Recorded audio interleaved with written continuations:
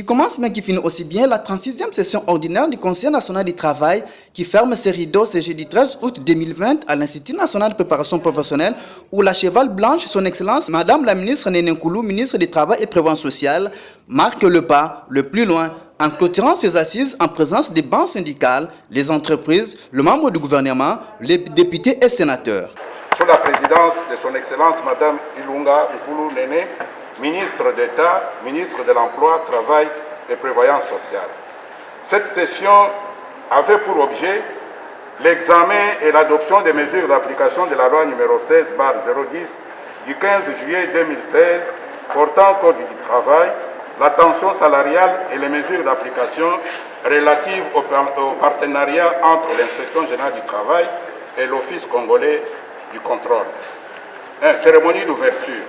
Distingués invités, s'agissant de l'examen de la problématique de la tension salariale, il est vrai que cette problématique demeure pertinente et d'actualité.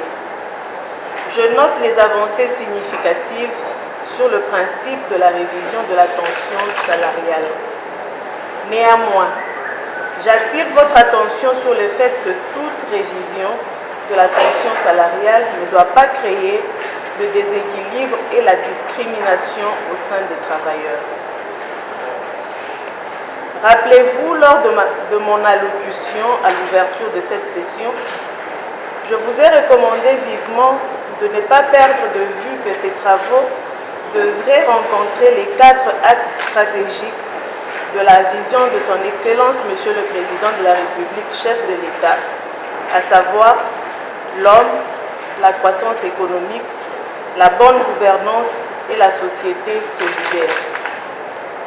Dans le cas espèce, il s'agit du travailleur congolais. Celui-ci ne doit pas perdre son pouvoir d'achat. En même temps, nous sommes conscients des difficultés rencontrées par les employeurs. Le gouvernement de la République essaiera toujours de concilier les points de divergence rencontrés lors de l'examen de cette matière. J'invite à cet effet Madame la secrétaire générale à l'emploi et au travail, en sa qualité de présidente de la commission tripartite chargée de suivi de l'application du SMIG, de se pencher sur cette question cruciale dans le meilleur délai avec tous les partenaires concernés. L'un des conseils du ministre national du Travail et Prévention sociale, Éric Birindois, l'un des pivots moteurs de ces assises, a donné la particularité de ces assises. Regardons ensemble. La 36e session du Conseil national du travail a été convoquée par son excellence Madame la ministre d'État, ministre de l'Emploi, Travail et Prévoyance sociale, conformément à l'article 228 du Code du travail.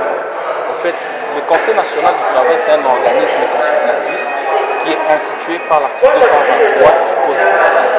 Et lors des assises, il y a 3 bancs qui ont été présents. Il y avait le banc gouvernement, le banc travailleur et le banc employeur.